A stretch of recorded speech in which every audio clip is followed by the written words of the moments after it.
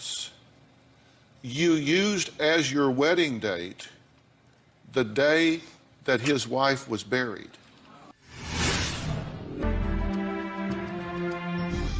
In these documents, you represented that you were married to him. Yes. Correct? And on these documents, you used as your wedding date the day that his wife was buried. Okay, let me explain this. The entire situation was terribly uncomfortable to me. I did not think it was a good idea that I use anyone's social. He thought that the easiest way to do this, though, would be to go onto the base and correct their information and have them issue me a card. And I was too scared to do it. I stayed in the car and I said, if you want to go and arrange this, you can go and try. If you talk them into it, they can take my picture, that's fine, but I don't think this is a good idea. And he, in his boldness, did that and called me from the office with the documents already filled out, or the information portion.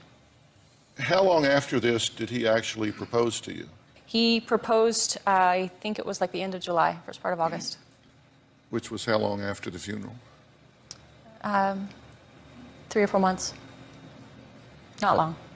Why use the funeral date on falsified documents as your wedding date? Martin had been battling with his children, and again, it's unlikely that they had, or to our minds then, it was unlikely that anyone would see that, but if they did, it would hurt their feelings. And that's why he put it the way he did. How did he propose? We went to visit my family in Cheyenne, Wyoming, and we went to a restaurant, and he had the ring and he had flowers, and we had a great dinner, and then he proposed in front of my family. Were you planning to marry him? Yes, I did plan to marry him. You Eventually, said yes. Yes. Did you have any doubts about marrying him? Not about marrying him. I had doubts about marriage in general. Have you ever heard the name Drew Peterson? Who? He's been convicted of murdering his wife, and then another wife disappeared after that. And then, did it ever occur to you, I might be getting into a situation here that has a real bad end? Did it ever occur to you? I never felt that my life was in danger at all. The facts around Michelle's death and the autopsy was natural.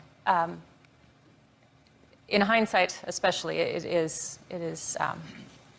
I can't believe I did the things I did. Martin was an attorney. He was appointed by the governor to work in the position he had been. He had his law degree. I knew he liked bending the rules, and I thought that he knew how to navigate however he wanted to. And so I deferred my better judgment to what he said we should do. And it has been disastrous. It's been disastrous in everyone's life. He claimed to have cancer, which is part of the reason that he said he couldn't get Michelle out of the bathtub and why he's been seen on a cane and one thing and another. Did he have cancer? He did not have cancer. He had an injury in 2005 that was not healing, or excuse me, 2006, but wasn't healing properly. It's a genetic disease called HNPP. At the time of trial, the prosecution called another mistress. Yes. To testify. Did you know about her? He had told me about her, kind of in passing during the time that we were involved. So you knew you weren't the only one? I knew I wasn't the only one. I assumed he probably had many. Is there any such thing as a discontinuation criteria for you?